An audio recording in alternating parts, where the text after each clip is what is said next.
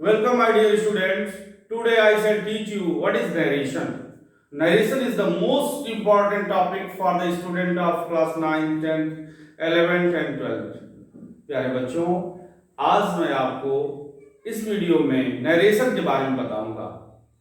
पिछले क्लास में मैंने पार्ट्स ऑफ स्पीच पढ़ाया, इसके बाद का क्रम टेंस का था, लेकिन बोर्ड की परीक्षाओं को ध्यान में रखते हुए इस वीडियो में नरेशन के बारे में बताऊंगा। What is narration? The word narration is derived from Greek word narrate which means to express. Narration शब्द की उत्पत्ति ग्रीक भाषा के नरेट शब्द से हुई है, जिसका मतलब होता है व्यक्त करना। आसान शब्दों में कहें, narration is the way of representation to the statement of any speaker.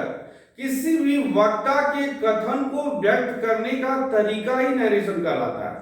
किसी भी वक्ता के कथन को व्यक्त करने का तरीका नरेशन कहलाता है। नरेशन दो प्रकार का होता है, डायरेक्ट स्पीच और इनडायरेक्ट स्पीच। जो हम बोलते हैं उसको रिप्रेजेंट करने का तरीका, प्रेजेंट करना और रिप्रेजेंट करना। मैं बोल रहा हूं, ये प्रेजेंट कर रहा हूं, लेकिन इस बात को फिर पुनः आप समझेंगे, देखेंगे, सुनेंगे तो वो रिप्रेजेंट करना हो गया। प्रेजेंट करना और रिप्रेजेंट करना में ये अंतर हो जाएगा। तो the word narration is derived from Greek word narrate which means to express. Narration शब्द की उत्पत्ति नरेट शब्द से हुई है, जिसका मतलब होता है व्यक्त करना। Narration is the way of representation to the statement of any speaker. It is clarified in the definition. इस परिभाषा में ही स्पष्ट है कि यह तरीका है, वे ऑफ रिप्रेजेंटेशन है to the statement of any speaker. किसी भी वक्ता के कथन को व्यक्त करने का तरीका नरेशन कहलाता है। हमने एक उदाहरण लिखा है डायरेक्ट स्पीच का, ये एग्जांपल है, ये डायरेक्ट स्पीच है। अब इसमें देखिए, ये राम सब्जेक्ट है, ये क्या है? ऑब्जेक्ट। और ये से जो है रिपोर्टिंग वर्ब इसको बोलते हैं। ये बहुत महत्वपूर्ण चीज है, इसे आप ध्यान दें। रिपोर्टिंग वर्ब कहां है? रिपोर्टिंग वर्ब सब्जेक्ट के तुरंत बाद आता है, और जो इन्वर्टेड कामा में घिरा हुआ है इसे रिपोर्टेड स्पीच बोलते हैं।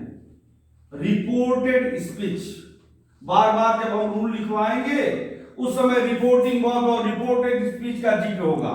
Narration is the way of representation. जो भी हम बोलते हैं उसी को व्यक्त करने का तरीका नरेशन कहलाता है। इसके दो भाग हो गए, एक तो डायरेक्ट स्पीच और दूसरा हो गया इनडायरेक्ट स्पीच। डायरेक्ट स्पीच में वक्ता के कथन को ज्यों का त्यों लिख दिया जाता है। Indirect speech we represent the statement of speaker in same form. जैसे आप चाहें तो लिख सकते हैं, इन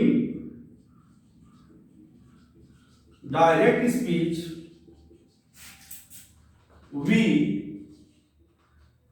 present the statement of speaker in same form। ऊपर हमने इसका उदाहरण लिख दिया, एक और उदाहरण यहां लिख देते हैं। रवि सेज टू श्याम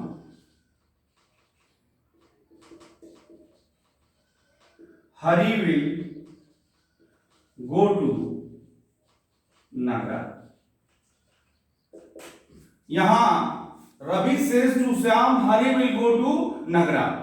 ये उदाहरण है, इसमें वक्ता के कथन को ज्यों का त्यों लिख देते हैं। जैसे बोला गया वैसे ही लिख दिया गया। जबकि इनडायरेक्ट स्पीच में indirect speech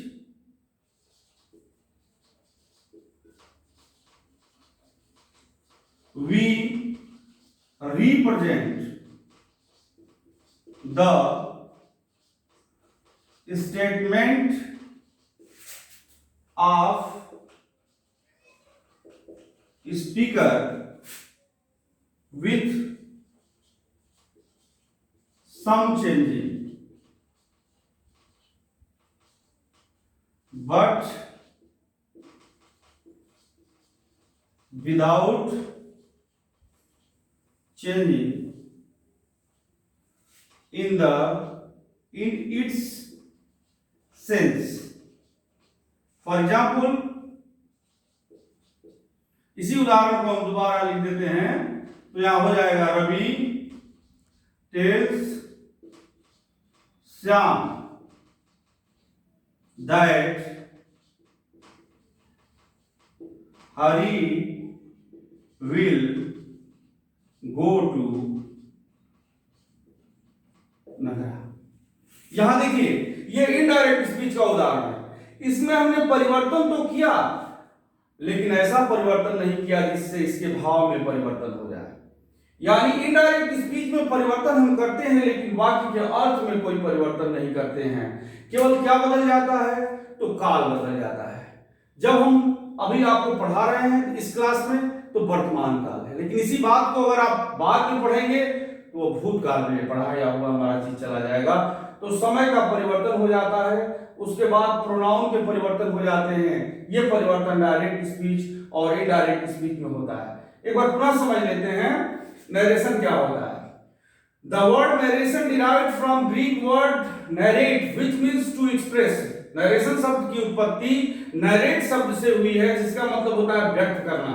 narration is the way of representation to the statement of any speaker. किसी भी वक्ता के कथन को व्यक्त करने का तरीका नरेशन कहलाता है।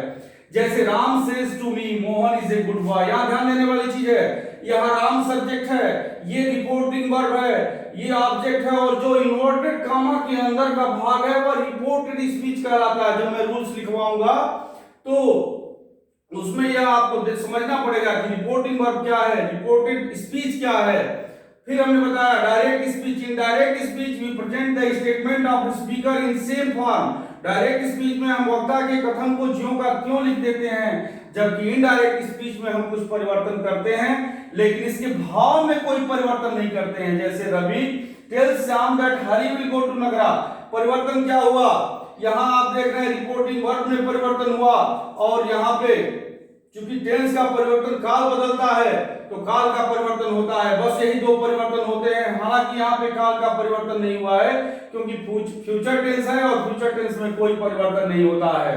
अगले वीडियो में हम बताएंगे there are 5 type of sentences which can be changed from direct narration into indirect narration: assertive sentence, interrogative sentence, imperative sentence, optative sentence, and exclamatory sentence. That's all for today. Thank you to every students.